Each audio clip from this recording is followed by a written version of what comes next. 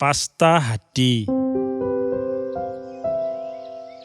এবাৰ মহাৰাজ কৃষ্ণদেৱৰে কিবা কথাত সন্তুষ্ট হৈ ৰামকৃষ্ণক উপহাৰ স্বৰূপে 5টা হাতী দিলে।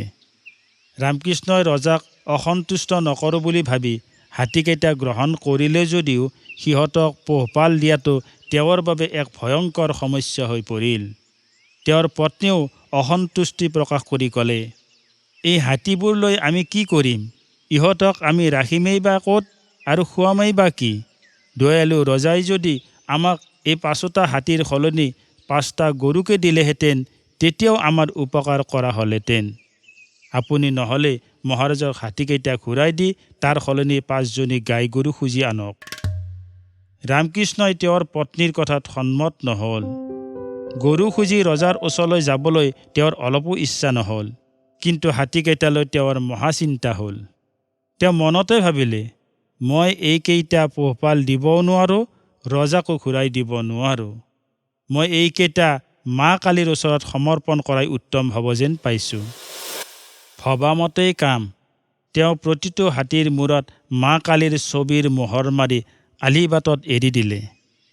হাতীকেইটাও মুকলিভাৱে আলিবাটত বিচৰণ কৰি ফুৰিবলৈ ধৰিলে। মানুহে মৰমতে যি দিয়ে তাকে খাই সিহঁতে পেটৰ ক্ষুধা নিবাৰণ কৰিলে যদিও সম্পূৰ্ণ আহাৰ নোপোৱাৰ বাবে সিহঁতৰ স্বাস্থ্য বেয়া হ'বলৈ ধৰিলে আৰু ক্ৰমাৎ শুকাই ক্ষীণাই গ'ল।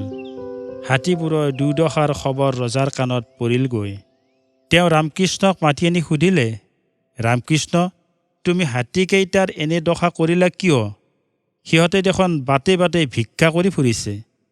ৰামকৃষ্ণই হাতজোৰ কৰি উত্তৰ দিলে, মহাৰাজ, দায়দোষ নধৰিব। সঁচা কথা ক'বলৈ গ'লে আপুনি দয়াপৰৱশ হৈ মোক হাতীকেইটা উপহাৰ দিলে। কিন্তু মোৰ দৰে পেটে ফেটে খাই থকা এজন ব্ৰাহ্মণে, যিজনে নিজৰ ডাঙৰ পৰিয়ালটোক কোনোমতেহে পোহপাল দি আছোঁ, ইমান বৃহৎ 5টা প্ৰাণীক পোহপাল দিম কেনেকৈ? আপুনি যদি তাৰ সলনি মোক 5টা গৰুকেই উপহাৰ স্বৰূপে দিলেহেঁতেন তেতিয়াহ'লে কথাটো সুকীয়া আছিল। মোৰ ল'ৰা ছোৱালীকেইটাই অন্ততঃ নিতৌ গাখীৰ টোপাকে খাবলৈ পালেহেঁতেন। ৰজাই তেতিয়াহে কথাটো ভালদৰে হৃদয়ংগম কৰিলে যে ৰামকৃষ্ণৰ দৰে মানুহক হাতী উপহাৰ দিয়াটো একেবাৰে নিৰৰ্থক কাম হৈছে। সেয়ে তেওঁ ৰামকৃষ্ণক ক'লে, বাৰু ৰামকৃষ্ণ, মই যদি তোমাক হাতীৰ সলনি গৰু কেইজনীমান দিওঁ তেতিয়াহ'লে তুমি সিহঁতকো আলিবাটত এৰি দিবা নেকি? মহাৰাজ, মই কেতিয়াও তেনে কাম নকৰোঁ। পবিত্ৰ প্ৰাণীৰূপে গৰু আমাৰ পূজ্য।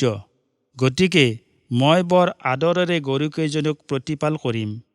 তদুপৰি মোৰ ল'ৰা ছোৱালীকেইটাও নিয়মিতভাৱে গৰুৰ গাখীৰ খাবলৈ পাব।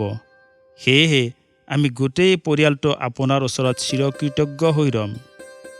ৰজায়ো নিজৰ কথা ৰাখি ৰামকৃষ্ণক 5জনী গৰু উপহাৰ স্বৰূপে দিলে আৰু নিজৰ চন্তৰীৰ হতুৱাই আলিবাটত অনাই বনাই ফুৰা হাতীকেইটা ধৰাই ৰাজপ্ৰসাদলৈ উভতাই আনি ভালদৰে লালন পালন কৰিবলৈ ধৰিলে।